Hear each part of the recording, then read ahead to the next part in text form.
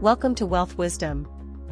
If you have ambitions to achieve financial success, please leave yes in the comment, and we are here to help you obtain insight and build wealth. The book we are going to share today is Cryptoassets by Chris Burnist and Jack Tatar. Cryptoasset is an umbrella term for a new asset class that consists of software and a currency. Unless you've been living in a cave on an abandoned island, you've probably heard about Bitcoin by now. In the last few years, it's been all over the news, as have a handful of other crypto assets, an unprecedented digital asset class that presents some thrilling new opportunities, both for experienced and amateur investors. Here's a narrower definition of a crypto asset: a commodity consisting of software and an accompanying currency. Okay, but what exactly determines a crypto asset's value? Well, the value of crypto assets, just like the value of other commodities such as gold or oil, depends partly on market supply and demand. Unlike gold and oil, however, crypto assets are intangible, and so it's the value of the software, not of a physical resource, that goes up and down in tandem with the peaks and valleys of the market. Let's take a look at Bitcoin to get a better idea of how this works. Bitcoin, like all crypto assets, consists of software and an associated currency, Bitcoin, and therefore, unlike other, non-crypto assets, it doesn't fall into a single asset class. Let's contrast this with oil, which is classed as a consumable/transformable asset, or C/T asset, an asset usually bought so that something else can be made from it. Well, the software component of Bitcoin works similarly, as it can be used for a number of different purposes. Bitcoin, the currency, however, is similar to another asset, gold, which is classed as a store of value asset. Since gold is rare, beautiful and useful, people worldwide have agreed on its value. Crypto assets function somewhat similarly, like gold, and unlike government-issued money, there is a finite amount of each crypto asset's currency. So plenty of people buy Bitcoin without intention of trading it. Rather, they leave it alone and let it appreciate value over time, as one might do with gold or any other precious metal. Hence, the cryptocurrencies that succeed will be the ones that are both useful and work as a store of value. As mentioned at the beginning of the chapter, crypto assets are an asset class unto themselves, but the fact that they fit into multiple pre-existing classes only makes them both that much more enticing, not to mention valuable, to today's investors. Before we continue, if you are interested in this topic, please consider subscribe and give us a thumb up. Let's continue. Crypto assets use blockchain technology, which is truly revolutionary. Bitcoin, like all other crypto assets, is supported by blockchain technology, a term that is more often bandied about than actually understood. So how do blockchains work? Well, a blockchain is basically a massive digital database that records how much of a particular crypto asset is owned by whom. Unlike bank databases, however, or those of centralized governments, which typically oversee the transactions of a given population, blockchain databases are decentralized. They're constantly updated and operated entirely by the millions of people who are running the relevant software on their computers. Let's say you decide to download Bitcoin software. What are the properties of the blockchain you'd be helping to support? First, it's distributed, meaning, it's public and any computer, anywhere, can access it. Second, it's cryptographic, that is, all data is encrypted with an infallible computer-generated code. Third, it's immutable, it's impossible to delete anything from it since the blockchain database is continuously being synced with, and recorded on, a worldwide network of personal computers. Finally, it's always growing. Each Bitcoin transaction is recorded and added to the blockchain database, and each addition forms a new block. The computers that record these transactions on the database are called miners, and whichever one adds the new block gets paid in Bitcoin. Unsurprisingly, miners are in constant competition, trying to record new transactions faster than each other. Since the deletion of anything from a given blockchain requires the unanimous approval of everyone running that blockchain software, and since that software is often public, getting away with underhand dealings is much harder. Numbers don't lie. And since a transaction will only go through once it's been verified by every synced blockchain database, it's almost impossible for a single person, or even a well-organized group of criminals, to cover up any foul play. Even if someone succeeded in illicitly transferring a bunch of Bitcoin to his account, that success would be short-lived. The blockchain databases would soon fail to sync up, and his misdeed would be spotted. Bitcoin, the first crypto asset on the market, has since been joined by many others. Bitcoin is the most well-known crypto asset, and its currency is worth the most because it was the first one on the market. But there are tons of other crypto assets out there, and new ones are constantly being created. Bitcoin's genesis is tinged with mystery. Bitcoin's, and, by extension, the blockchain technology's, inventor is said to be a man named Satoshi Nakamoto. However, Nakamoto's identity has yet to be verified, and there are those who believe him to be a group of people. Adding an air of eeriness to these obscure origins, Bitcoin's birthday is on Halloween. In the wake of the 2008 financial crisis, Bitcoin entered the market on October 31st, presenting an alternative to the financial system that had just failed. Writings credited to Nakamoto make clear that Bitcoin was intended to be decentralized, that is, under no single entity's control, and that, instead of being based on trust, its functioning would rely on mathematical proof. After the 2008 financial crisis, a general atmosphere of anger and disillusionment gripped the world. Frustrated with the global financial system, people were enthusiastic about possible solutions, which is precisely what Bitcoin seemed to be. Thus, Bitcoin gained traction and, over the last decade, became what it is today. But the Bitcoin model isn't the only way to do things. Other crypto assets have forged their own paths, either serving different functions or using private blockchains. The most prominent example is Ethereum. Unlike Bitcoin, which uses its blockchain solely for financial transactions, Ethereum uses it to distribute and enable the collaborative creation of open-source software.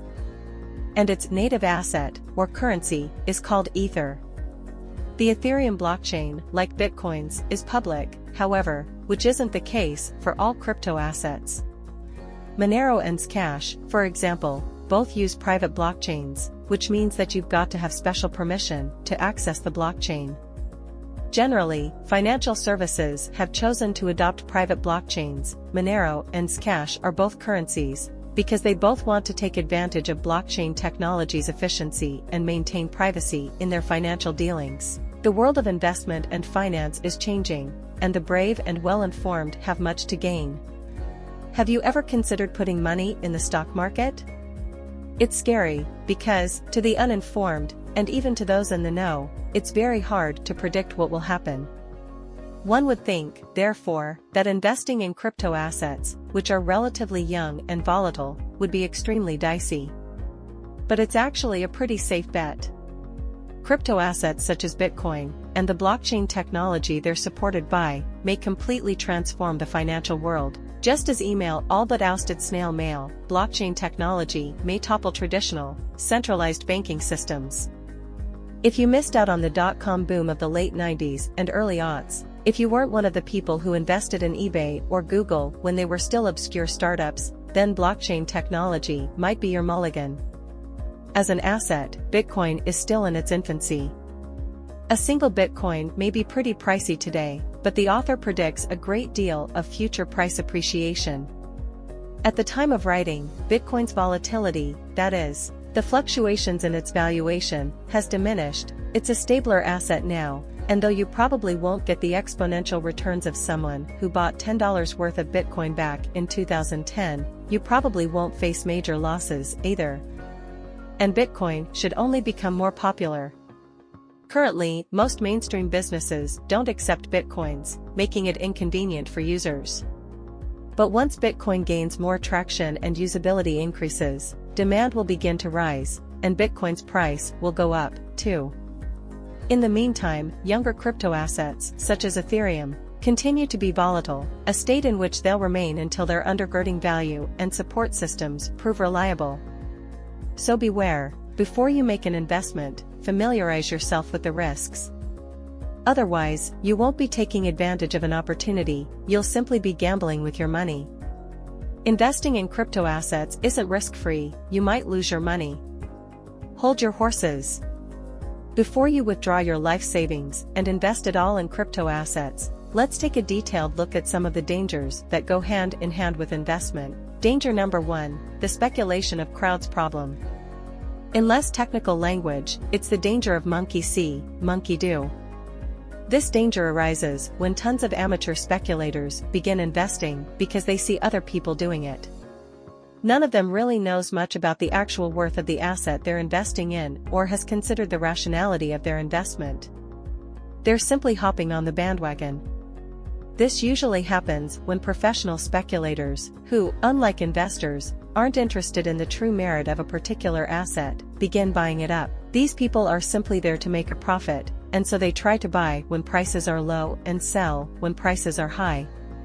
Now, if a lot of speculators begin buying up a single crypto asset, causing the price to rise, then other, less experienced speculators might get inspired to buy, too. If the crypto asset then somehow fails or proves to be flawed, or if the professional speculators suddenly sell, these amateur speculators stand to lose a great deal of money. Danger number 2 might be referred to as the "this time it's different" mentality. Some people will say that markets learn from their mistakes, and so, this time, there will be greater stability. Some people will say that crypto assets are unlike anything that's ever been seen before, and so, this time, the old rules don't apply. On one level, these people would be right, crypto assets are different. But that's no reason to let common sense go by the board. Sure, it's not easy to put a value on a crypto asset. They're simply too new and too unlike traditional assets. But, as will soon be revealed, there are some pretty reliable methods for determining any crypto asset's underlying value. So just remember, informed investors are well aware of the potentially massive benefits, both financial and otherwise, that crypto assets have to offer. But they're equally aware of the potential dangers of investing. Diversify your assets so that there is no correlation or negative correlation. Now that you're familiar with the dangers of investing, let's explore some of the finer points of investment. When building your investment portfolio, there are 2 things that should be at the forefront of your mind: correlation and diversification. Investments should work together, with each asset complementing all the others. Now, you probably won't be surprised to learn that different assets react to the market in different ways. So, for instance, stocks don't respond to the economy in the same way as bonds. When the economy is doing well, stock prices rise and bond prices drop. Why? Well, in a booming economy, investors want to put their money to use on the stock market, not tuck it away in bonds, which are typically more secure. The degree to which any asset's response to the market differs from that of any other asset can be described in terms of correlation. For instance, stocks and bonds have negative correlation, that is, they respond to the economic events in opposite ways. This is desirable, but not ideal. The best kind of correlation is zero correlation, when a particular kind of economic event affects one asset but none of the others, and vice versa. And this is where diversification comes in. For instance, having a portfolio made up of both stocks and bonds is an example of diversification, and it's a wise move, since you'll be prepared to weather both booms and busts. But there's one more kind of correlation, positive correlation, which, in down-home terms, is the same as putting all your eggs in one basket. It's when the same economic event affects all your assets in the same way. With crypto assets, it's much easier to avoid positive correlation and overall risk because it's easier to diversify. For instance, let's say you've already got a stocks and bonds portfolio. You could increase diversification by adding crypto assets, thereby protecting yourself against traditional market failures, which will probably have little effect on your crypto assets. Either there will be no effect, because most crypto assets are zero correlated with traditional markets, or your crypto assets may increase in value, because people might get frustrated with the stock market and turn to cryptocurrencies. Either way, you win. You can buy cryptocurrencies in different ways, but watch their varying trading pair diversities. Maybe you're feeling ready to buy your first crypto assets. It seems like the way of the future, and you have a clear enough idea of how to avoid the pitfalls of investment. Well, to buy your first crypto assets, you'll have to get an account on an exchange site such as Bitstamp or GDAX. At the moment, Ether and Bitcoin can be bought with fiat currency, that is, money with a government-assigned value, such as euros or dollars, or with some other cryptocurrencies. Most cryptocurrencies can't be bought with fiat currency, because exchanges don't want cryptocurrencies to become widely available before their stability is thoroughly established. But once you've bought some Ether or Bitcoin, you can use them to purchase any other crypto asset. Part of what makes cryptocurrencies so useful is how quickly they can be transferred. Unlike fiat currency, which must be transferred from one bank to another, cryptocurrency is a money over internet protocol, MOIP, utility, and can, therefore, be sent to another computer instantly. Before you start trading, though, you should get a sense of the strength of the currency you want to buy. One way to do this is to look at the crypto assets trading pair diversity, which is measured by how many fiat currencies and/or cryptocurrencies can be used to purchase that crypto asset. The more pairs a crypto asset has, the more robust and reliable it is, especially when it's paired with fiat currency. To see which crypto assets are paired with which fiat and/or cryptocurrencies, check out the website CryptoCompare. Be smart about your investment. Don't rush in because everyone is saying, buy, buy, buy. Take a moment, do some research, and only part with your money once you've familiarized yourself with the market. After investing in a crypto asset, you can store it in two different ways. Let's imagine you did it, you took the plunge and bought your first crypto asset. That's very exciting, but what now? Where does it get stored and how do you access it? Well, that's partially up to you. Each crypto asset has a private key that enables you to transfer it to other people who possess their own private keys, so all that storage really involves is keeping this key safe.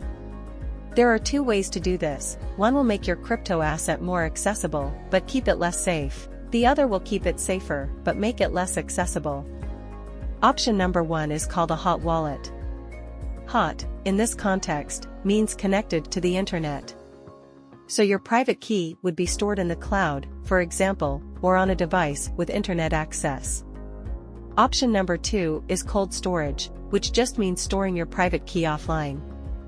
You might use a pin-protected hard drive, for instance, or write down your private key on a piece of paper and store it in a fireproof safe. Both options come with pluses and minuses. If you opt for cold storage, then no one can access your assets without physically stealing your cold storage device. This is great, because you don't have to worry about hackers, but it makes it hard for you to quickly access your assets whenever, and from wherever, you want. But if you opt for a hot wallet, you make yourself vulnerable to hackers and cybercrime. The assets you trade on a particular exchange platform can usually be stored on that platform as well, and this benefits you because the storage is usually part hot wallet, part cold storage, with a designated third party protecting your private key. A popular storage option is Coinbase. You can choose between hot wallets and third-party protected cold storage. But be warned, not all platforms have totally safe storage systems. Look out for the exchanges that tend to store more assets in hot wallets. These are the most likely to get hacked. There are a few more things to which the truly innovative investor should pay attention.